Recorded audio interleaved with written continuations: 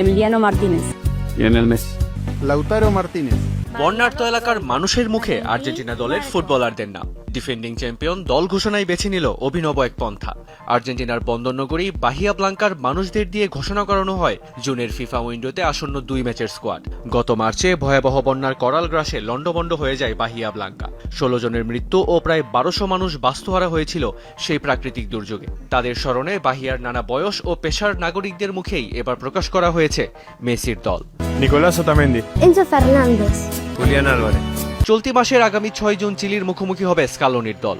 11 June একই উইন্ডোর দ্বিতীয় ম্যাচে তাদের প্রতিপক্ষ কলম্বিয়া। এই 2 ম্যাচের জন্য দলে প্রত্যাবর্তন ঘটেছে ইনজুরির কারণে আগের স্কোয়াডে না থাকা দলের প্রাণভোমরা লিওনেল মেসির। বর্তমানে ইন্টার মায়ামির হয়ে দুর্দান্ত ফর্মে আছেন এই ফুটবল জাদুকর। দল ঘোষণায় যেমন ছিল চমক, দলেও আছে ঠিক তেমনি চমক। স্কালোনির এই দলে বড় চমক বেলগার্নোর 21 বছর বয়সী ডিফেন্ডার মারিয়ানো ত্রৈলো, রিভার প্লেটের 17 বছর বয়সী ফরওয়ার্ড ফ্রাঙ্কো মাস্তান্তুওনো এবং ইন্ডিপেন্ডিয়েন্টের 23 বছর বয়সী সেন্টার ব্যাক কেভিন লোমোনাকো। বিশ্বকাপের আগে রক্ষণভাগে নিজেদের শক্তি সামর্থ্য পরখ করতেই এই নতুন মুখদের দলে সুযোগ দিয়েছেন স্কালোনি। এদের সঙ্গে আছেন অভিষেকের অপেক্ষায় মিডফিল্ডার এনজো বারেনেচিয়া।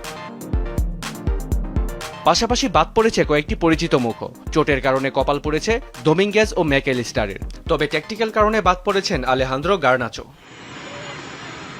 লাতিন আমেরিকার মধ্যে সবার আগে 2027 বিশ্বকাপের টিকিট কেটেছে ডিফেন্ডিং চ্যাম্পিয়নরা। 14 ম্যাচে 31 পয়েন্ট নিয়ে টেবিল টপার আলবিসেলেস্তারা। মেহেদি রিয়ান, যমুনা স্পোর্টস।